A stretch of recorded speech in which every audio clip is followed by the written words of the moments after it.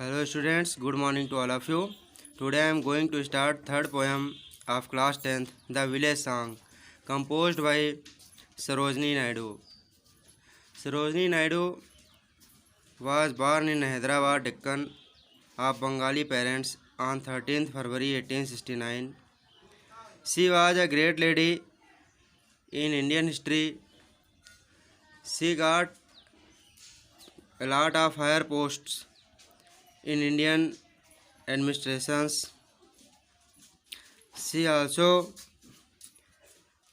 known as Nightingale of India. Mahatma Gandhi was her mentor and the Indian National Congress was the forum. She became the president of Indian National Congress even before Pandit Jawaharlal Nehru. The Village Song is a poem composed by her. In this poem, she is expressing spirituality in simple words. How can we use or show spirituality in simple words can be learned from her. In this poem, there is a conversation between a mother and her daughter. How a mother want to learn her daughter about the world, and the daughter is ready to give herself to the nature. She is very inspired to nature. The theme of the poem is a comparison between the world of human beings that abounds in material pleasures and the world of nature that is contrary to it. The mother represents the material world while her daughter represents the world of nature. Let's start poem. Honey child, whither are you going? Would you cast your jewels all to the breezes blowing? Would you leave the mother who on golden grain has fed you?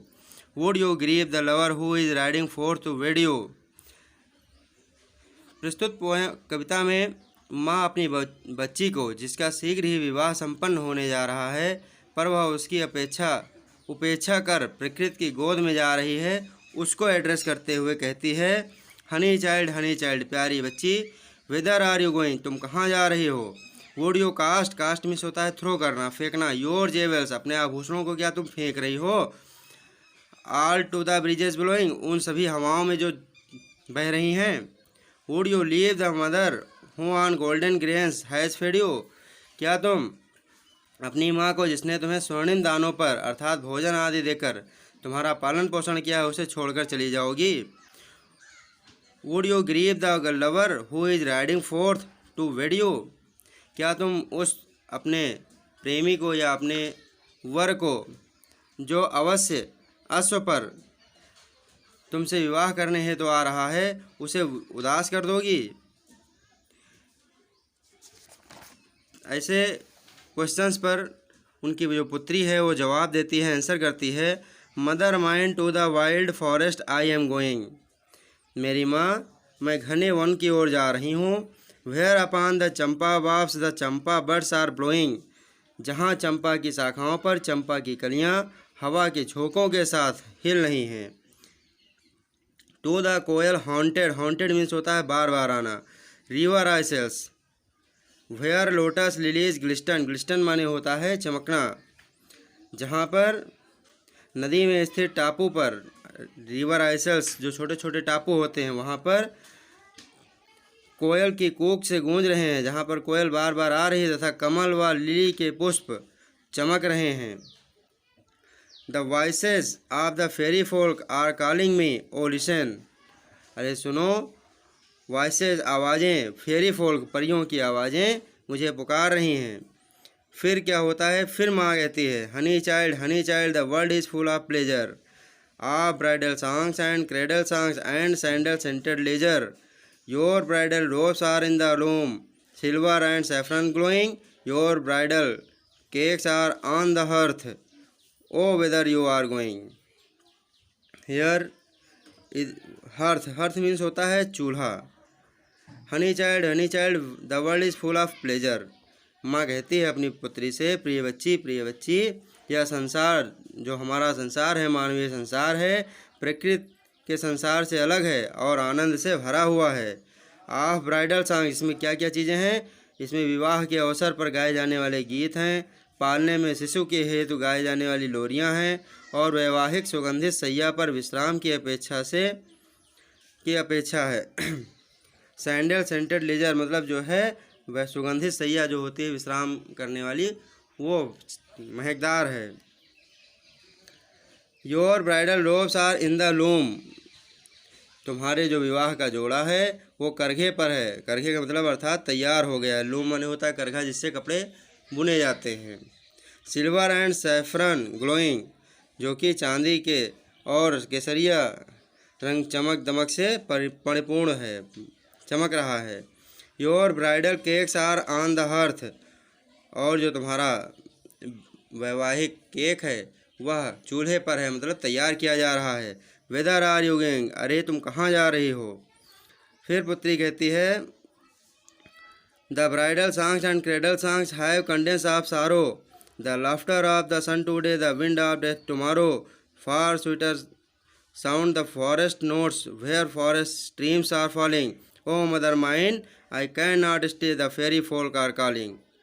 Here, यहाँ पर क्या होता है कि पुत्री अपनी माँ से कहती है, the bridal songs and cradle songs, विवाह के उत्सव पर गाए जाने वाले गीत, और जो क्रेडल सॉन्ग्स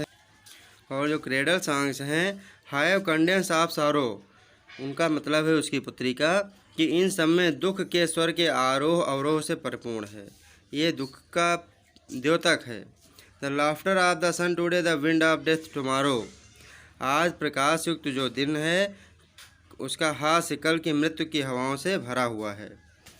कहने का मतलब जो आज का खुशनुमा माहौल है वो निश्चित रूप से कल वहाँ पर क्या होगा, मृत्यु की हवाएं विद्यमान हो जाएंगी।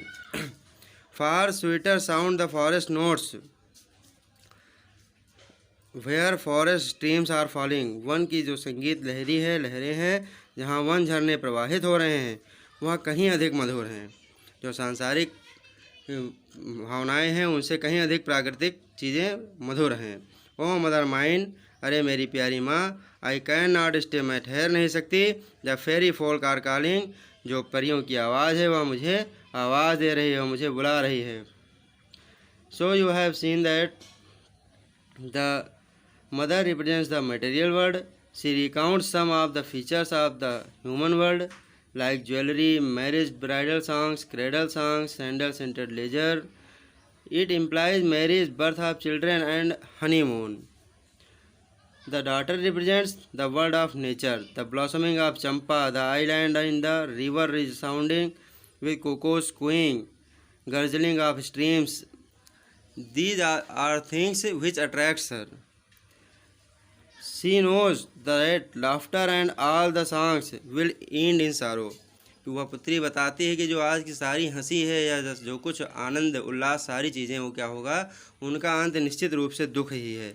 इसलिए वह अपनी माँ को बताती है कि मैं प्रकृति से प्रेम करती हूँ और मैं प्रकृति के पास जाना चाहती हूँ, और जबकि उसकी माँ अपने पास बुलाने के लिए, सांसारिक मोह से बांधने के लिए अपना बारंबार प्रयास कर रही है। Okay students, read this poem and try to answer comprehension questions. Thank you.